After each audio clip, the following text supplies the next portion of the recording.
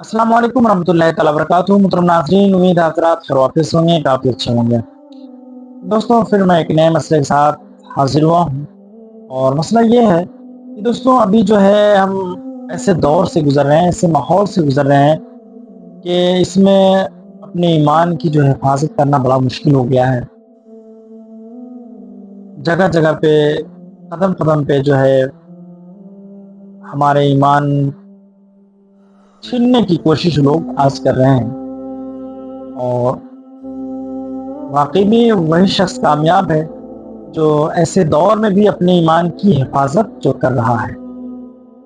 किसी भी दौर से आप हों, कैसा भी ज़माना आ जाए, कैसे भी हालात आ जाए, ईमान की जो हिफाज़त करना ये हमारे ऊपर लाज़िम और ज़रूरी है। इसलिए कि ईमान बहुत ही कीमती चीज़ और कीमती हथियार है एक मोमिन के लिए। तो दोस्तों, आज मैं बताना ये चाह रहा हूँ कि हुज़ूर पाक सल्लल्लाहु अलैहि वसल्लम ने 1400 साल पहले इरशाद फरमाया था कि लोग अपनी बीवियों के साथ ज़िना करेंगे, एक दौर ऐसा आ जाएगा।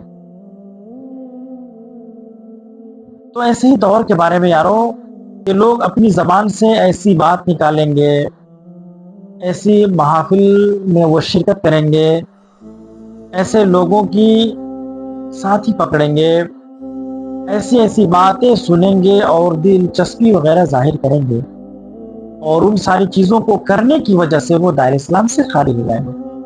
और चूँकि दायरे इस्लाम से जब खारिज हो जाएँगे तो उनका निकाह उनके बीवी के साथ टूट जाएगा और जब टूट जाएगा तो वो अपनी बीवी के साथ मिलेंगे तो वो जेमा जो है ज़िना में मुंतकिल हो जाएगा। तो एक दौर ऐसा आएगा कि लोग अपनी बीवियों के साथ ज़िना करेंगे।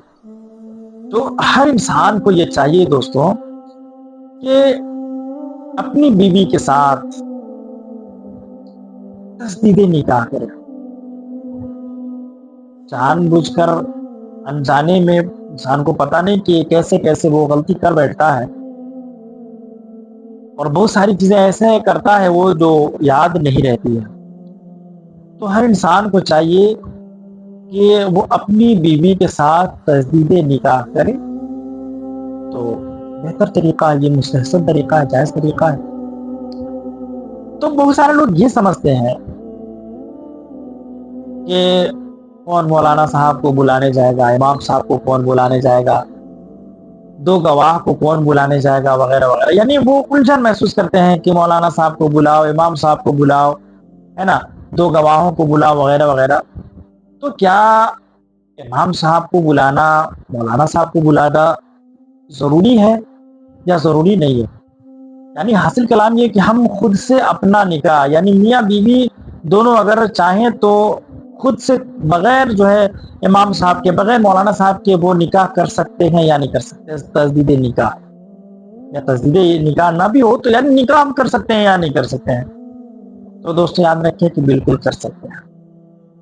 तस्दीदे निकाह बिल्कुल कर सकते हैं और उसकी सूरत ये है कि घर में जो 2 लोग हों उनको गवाह के तौर पर रख लें और जो है औरत जो बीवी है वो कहेगी कि आप हमारे साथ अपना निकाह कर लें, आप मुझे अपनी ज़ौजियत में ले लें, यानी ये जो है औरत इजाज़त देगी। और ये भी हो सकता है कि वो दैन महर वगैरह का भी ज़िक्र कर दे कि 5,000 के एवज़, 10,000 के एवज़ आप मुझे अपने निकाह में, अपनी ज़ौजियत में ले लें।